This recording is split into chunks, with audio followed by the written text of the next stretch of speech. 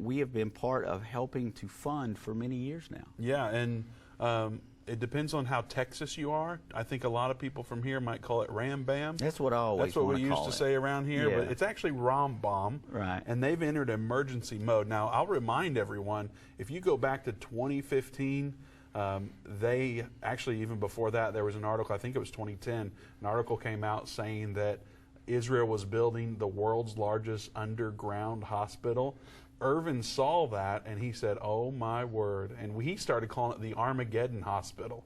And so we presented that need to you all back in 2015 to help with equipment and supplies for that underground hospital.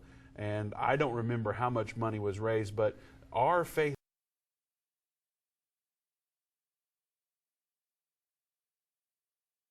partners contributed to the Rambam Hospital, and we actually helped with supplying beds and all sorts of different supplies that they need in a hospital for this underground hospital that they will no doubt use for the Battle of Armageddon. And so now, Doug, we're looking at this war, and they announced the Rambam Medical Center in Haifa has entered emergency mode, and now they've activated that parking garage.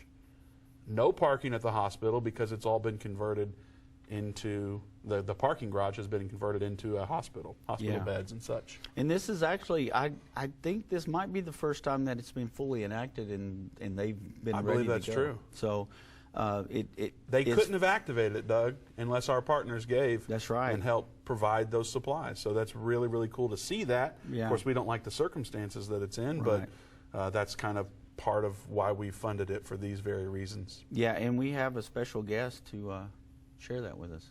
Yeah, we do. Yeah. Let's go to the video. Okay.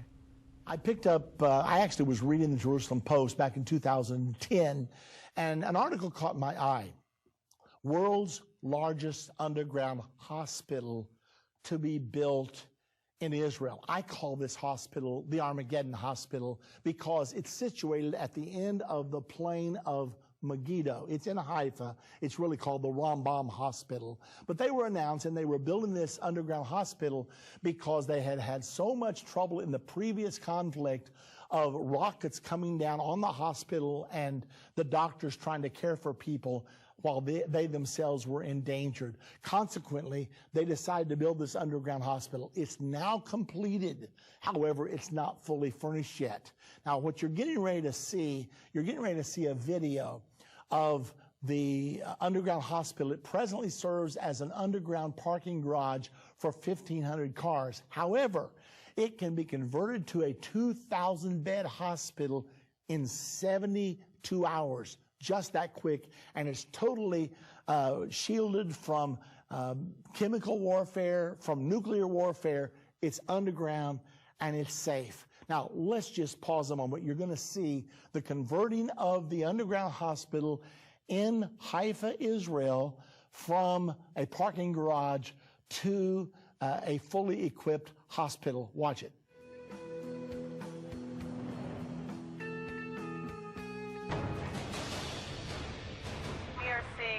Villages that are outside of the south of Beirut that right now are absorbing a massive population shift as these people are seeking refuge in safer ground.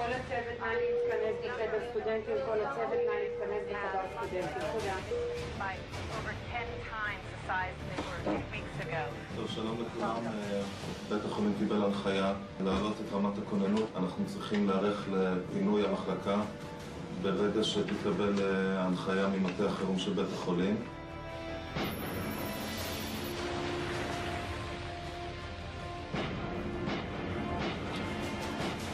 We are seeing small villages that are outside of the south of Beirut right now are absorbing a massive population shift as these people are seeking refuge in safer ground. Number of villages that we're working in have populations that have increased by over 10 times the size that they were 2 weeks ago. Villages that had 5,000 people now have 50,000 people. They don't have enough water. Their ports run dry. That means they can't flush their toilets, they can't bathe. We're looking at a possibility of a real sanitation and health problems in just a few days. We've been able to get basic supplies. Israeli Defense Forces fired a Shamouz anti-tank guided missile at a Syrian post southern Golan Heights. There were no casualties on the Israeli side. The Syrian post was destroyed, and 2 armed Syrians were wounded. Following the incident, construction of the northern border fence was halted. Army presence in the area has been increased, with the IDF on high alert. Newly appointed Defense Minister Moshe Yaalon said Israel viewed shooting from Syria with severity and would not allow the Syrian army or any other element to violate Israeli sovereignty.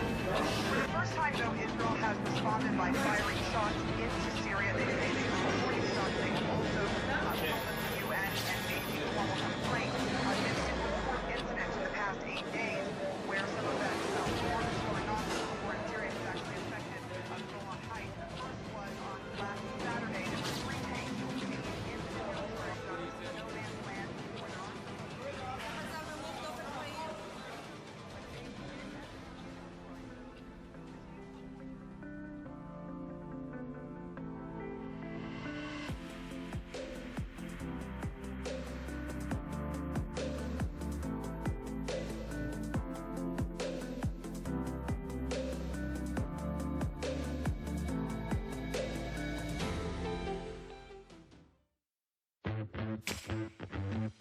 They that understand.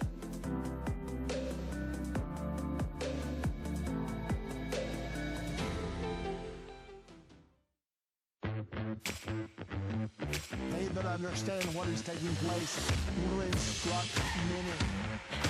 Except a man is born again, he can enter or see the kingdom of God. I don't care what label you've been given or what label you've given yourself. You are essential. You still matter.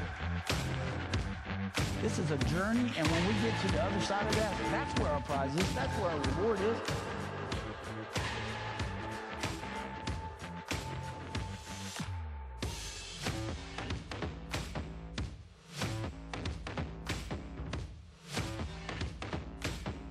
End time is not going anywhere.